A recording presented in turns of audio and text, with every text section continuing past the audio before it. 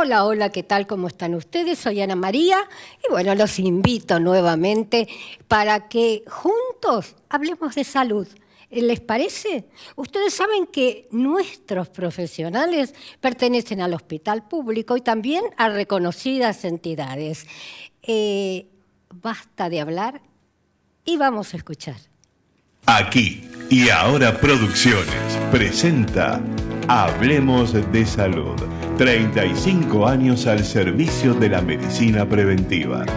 Producción general y conducción, Ana María Forte. Locución, Gustavo Ríos. Productor periodístico, Miguel Vendramín.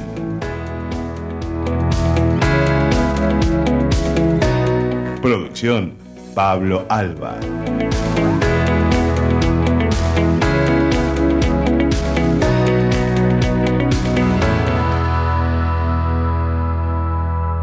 Hola, hola, ¿qué tal? Ya los saludé, doble saludo, les comento que estoy muy contenta porque tiene una muy buena repercusión el programa. Como siempre, no me canso de decir 35 años en el aire y la medicina preventiva es la que hay que practicar. ¿Por qué? Porque debemos llegar al hombre sano para que precisamente éste no se enferme. Y bueno, hay otra cosa también que me preocupa bastante, ¿no es cierto? Uno dice, bueno, el hospital es público. Sí, el hospital es público y es gratuito, pero lo pagamos todos los argentinos a través de nuestros impuestos. Por eso debemos exigir una buena atención. También debemos cuidarlo.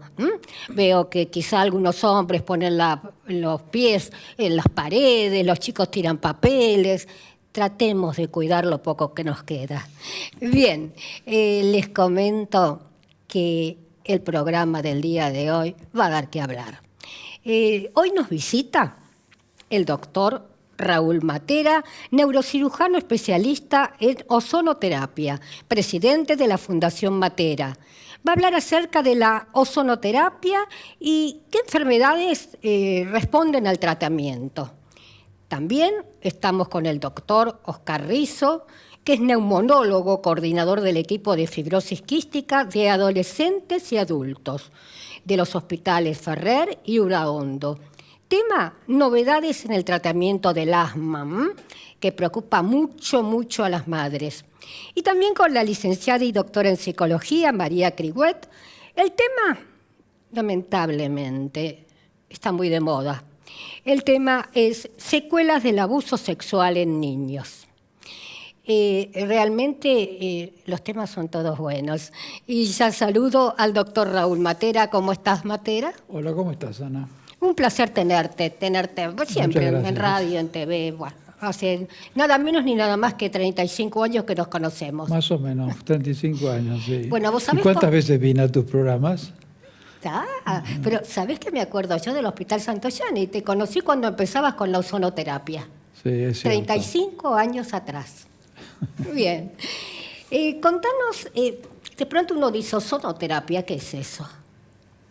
Bueno, a lo mejor tendría que empezar a explicar de dónde nació el tema de la ozonoterapia, Claro. ¿no? Porque por ahí la gente cree que es algo nuevo o algo que se puso de moda ahora, pero no es así.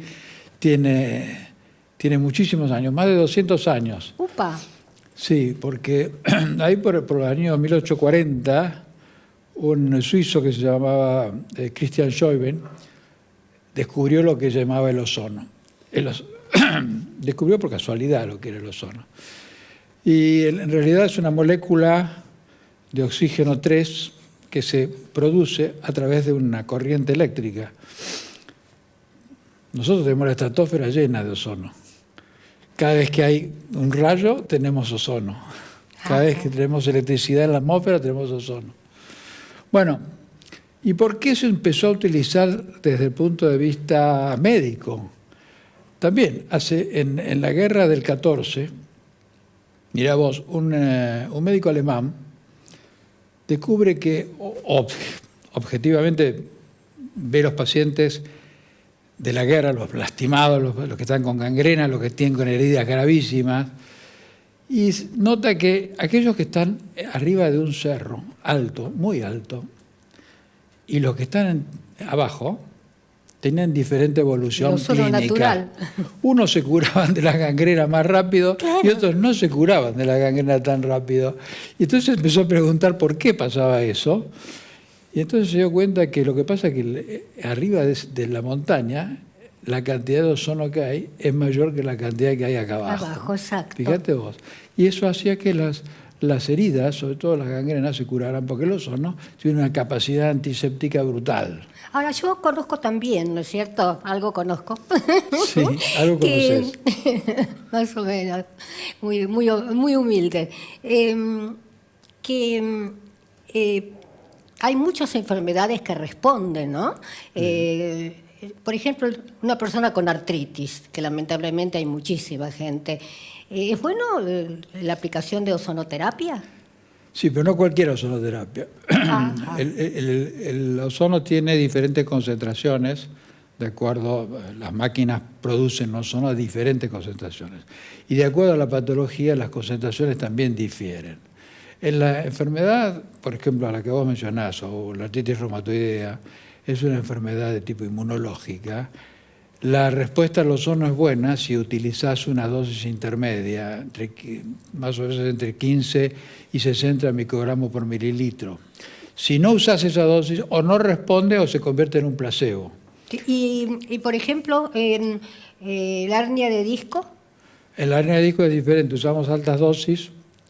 En general lo que pasa con la hernia de disco es que nosotros inyectamos dentro de la hernia, mediante una guía radioscópica, vos podés colocar una aguja dentro de la hernia de disco y le inyectás el ozono adentro. Como el ozono es un oxidante poderosísimo y la hernia tiene una proteína, la proteína se reduce el volumen herniario y por lo tanto disminuye la compresión sobre la raíz nerviosa. Pero además es un antiinflamatorio interesantísimo porque sí, disminuye la cantidad de citoquinas, que son las proinflamatorias. Así que en la hernia de disco da un resultado muy bueno. Cuando la hernia es realmente una hernia, cuando es un proceso fibroso, antiguo, por ahí sí, quizá no. Pero en la hernia de disco propiamente dicha realmente... ¿Y en qué otra enfermedad? No, se utiliza en con éxito, ¿no? Un montón de enfermedades. Por ejemplo, en las enfermedades infecciosas, no son cosas que yo hago, pero en los pacientes que tienen procesos infecciosos, úlceras, por ejemplo, en las piernas, gangrena, la utilización de ozono inyectable en la herida mejora notablemente y la limpia, la desinfecta y la limpia. ¿Qué pasa con el ozono? El ozono inyectado en el organismo produce peróxido de hidrógeno. Y el peróxido de hidrógeno es un antiséptico.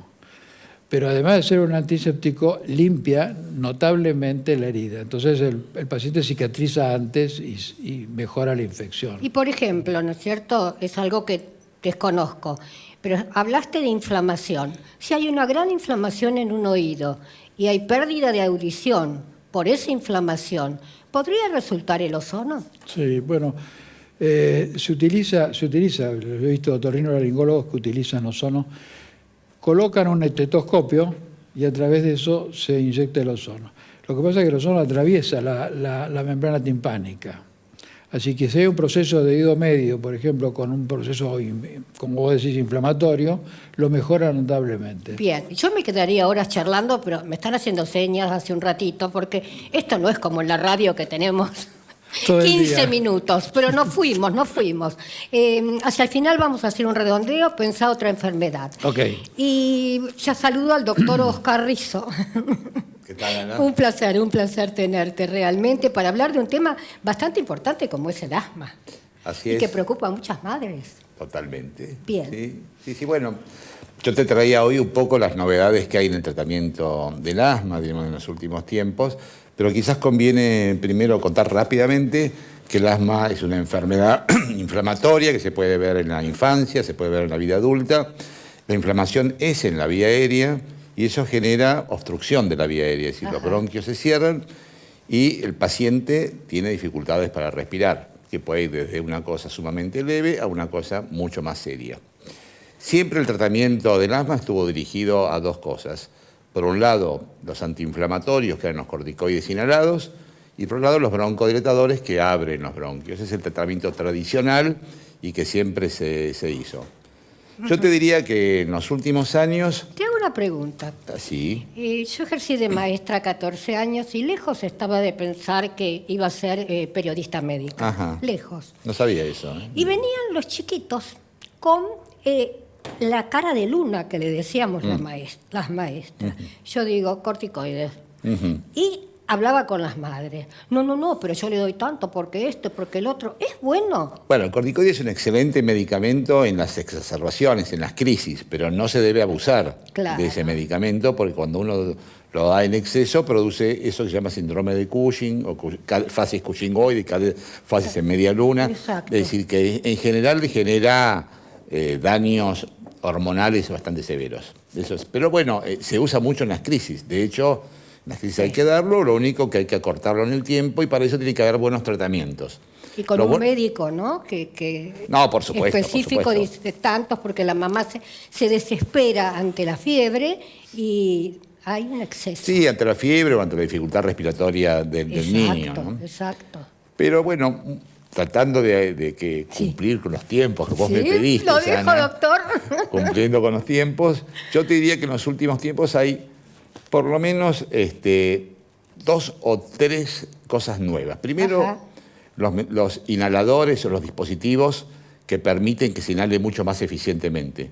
Cuando la partícula es más chica, penetra mejor en la vía aérea. Entonces ahora hay dispositivos en polvo seco, diríamos que no son las famosas nebulizaciones que hacíamos, sino que son cápsulas que se inhala el polvo contenido, que es microscópico, tiene características aerodinámicas, y eso permite inhalarlo bien. La segunda cosa es que los broncodilatadores, que antes duraban 2 o 3 horas como efecto, ahora duran 12 o 24 horas, con lo cual a veces con una sola administración diaria es importante, vos podés tener un efecto que dura diario. Pero que quizás lo que ha generado un cambio radical en los últimos, yo te diría 5 o 6 años en el asma, es la aparición de los medicamentos biológicos. Que son caros. Que son sumamente costosos, en general son cubiertos por los sistemas prepagos o por los obras sociales, más difíciles en el sistema público, digamos, cuando carecen de eso, pero es como un avance hacia algo que se llama la medicina personalizada, porque en este momento existen medicamentos biológicos que sirven para distintos fenotipos, o sea, tipos diferentes de asma, y no todos se los trata igual. Hasta hace unos años vos tenías asmas y recibías corticoides y broncodilatadores.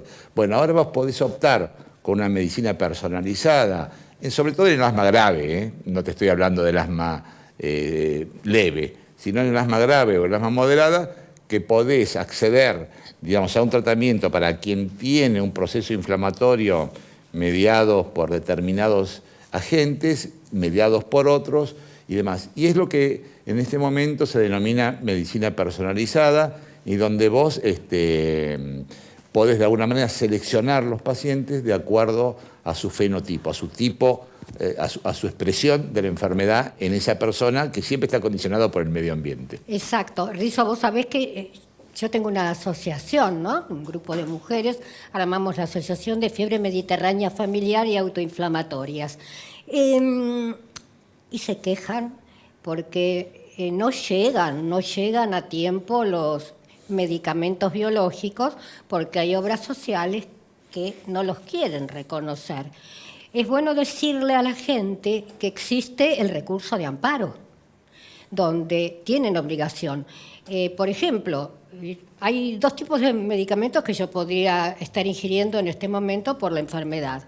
Pero, por suerte, mi organismo tan inteligente se fue con el más barato, porque el otro cuesta 3,5 millones de pesos por mes. Claro. Entonces, los pagamos todos los argentinos a través de nuestros impuestos. Sí, es un tema. Es todo un temita. Es para charlar un día sobre hacia dónde evoluciona la medicina. Pero son buenísimos, Claro. sea, al margen de... Sí. Bueno, ¿quedó algo? Bien, hacia el final del programa, si algo... ¿Cómo no? Te redondeás. Y bueno, estamos con una gran amiga, la licenciada y la doctora Keriwet. Y Es un tema que se está hablando lamentablemente todos los días, porque es una mala noticia tras otra mala noticia. Gente pequeños, niños y también mayores que recuerdan y que ahora pueden decirlo y tienen 30, 40, 50 años, que a los 10 años fueron violados, ¿no es cierto? ¿Cuáles son las secuelas que quedan en estas personas y niños? No, personas son los niños también, quise decir adultos y niños, sí. Las secuelas son diversas y también es muy variable el grado de complejidad de las mismas o el grado o la gravedad de las mismas. En cuanto a las secuelas en la infancia, lo primero a tener en cuenta por los adultos que están a cuidado de los niños es los cambios bruscos en el comportamiento. Por ejemplo, un niño o una niña que controlan esfínteres o que dejaron el chupete o que pueden entrar solos al colegio o que de repente iban perfectamente bien en la casa de un familiar y se resisten de golpe o empiezan a hacerse pis de vuelta o quieren usar el chupete. Esos son datos a tener en cuenta. Es muy importante estar atentos a esos datos, por supuesto al relato de los niños, ¿no? Es muy posible que al primer interrogatorio los chicos lo nieguen. Entonces hay que investigar, preguntar. El dibujo, ¿no? El dibujo, no preguntar a lo mejor directamente, tal persona te hizo tal cosa, sino hay cuestionarios que se llaman ocultos de abuso, donde uno no pregunta directamente si alguien te tocó o sino si hay alguna situación que te genera miedo o hay alguna persona que por algún motivo te incomoda o haciendo no preguntas directas porque es muy posible que la persona que abusa además amenace a la personita de algún modo. Voy a matar a tu mascota, voy a lastimar a tu mamá, no te van a creer, no sé, lo que fuera. Y por supuesto que la persona le cree, porque me parece muy importante señalar que una de las cuestiones más complejas del abuso sexual infantil es, primero, la diferencia de edad, la edad temprana. De hecho está comprobado que cuanto más temprana es la edad y más cercano es el vínculo con la persona que abusa, es mayor el daño. Y además, generalmente, cuanto más cercano es el vínculo, el abuso es de mayor tiempo, es trauma prolongado. Ese hecho no es menor. El trauma prolongado y a edad temprana, por una persona que debería cuidarme, en vez de cuidarme me lastima, genera muchísimas veces trastornos a lo largo de toda la vida de la persona, que además posiblemente no pueda contar hasta quizás nunca en la vida o por ahí hasta muy adulta. Las consecuencias en la infancia y en la adultez son diferentes diagnósticos psiquiátricos, como el más serio es trastorno disociativo de la identidad, personas que a veces tienen directamente personalidades alters, se llaman, que tienen diferentes nombres, pueden hablar hasta diferentes idiomas unos de otros. Ha habido con personas que tienen, por ejemplo, se toman un análisis de sangre y da que un alter es diabético y otro no. Son cosas realmente muy raras y muy difíciles de terminar de entender. A veces el trastorno disociativo no es tan serio ni tan dividido y no hay una pérdida del control por la persona que ejerce la identidad, digamos. El otro trastorno, que también puede estar acompañado, por supuesto, del disociativo, es el trastorno por estrés postraumático. El trastorno por estrés postraumático tiene la característica que es un trastorno de la memoria. Entonces, la persona, por la importancia, por la intensidad de ese evento vivido, de esos eventos vividos, no lo puede guardar, no lo puede archivar. ¿Qué significa esto? Que eso nunca es pasado. O sea, si ayer a mí alguien me empujó en la calle o me arrancó la cartera, en algún momento quizás o no, yo lo termine procesando y me termine, no sé si olvidando, pero eso deje de hacer efecto. El problema con el estrés postraumático es que eso, cada vez que yo salga a la calle, siguiendo con ese ejemplo de la cartera, voy a sentir terror de que me arranque la cartera, voy a tener flashbacks, o sea, el evento se me va a aparecer con total autonomía en el momento que el evento necesite o decida aparecer, y a veces puede generar en la persona comportamientos que son muy extraños, donde la persona reacciona no como ahora, en el momento presente, sino reacciona como hubiera reaccionado en el momento del abuso sexual. ¿Sí? Entonces se producen situaciones realmente muy raras para las personas que están alrededor y que no tienen ni idea de lo que está pasando. Muchas veces la sexualidad, la relación sexual decidida y elegida en la adultez, por una cuestión de situaciones parecidas, olores, gestos, movimientos, sensaciones físicas, generan que la persona reviva el estrés esa situación traumática en la infancia y se comporte como una niña, como un niño, o que reaccione violentamente porque está reviviendo el abuso y no está con la persona con la que eligió estar. No sé si me expresé claramente. Más que clara. Y yo te escuchaba y recordaba que en el día de ayer, creo de antes de ayer, pasaron por televisión, no sé, a un personaje donde muy conocido, no quiero dar el nombre, donde le decía al nene que le dé un beso en la boca, como el nene no quería, se lo dio él, y después sacaba la lengua para que el nene sacase la lengua también.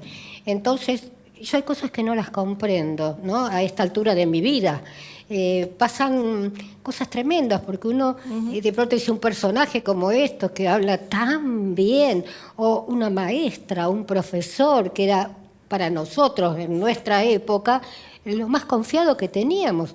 Entonces, hasta en eso realmente cambió. Bueno, creo que lo fuiste más que clara. Ahora pido, por favor, un cortecito y enseguida volvemos.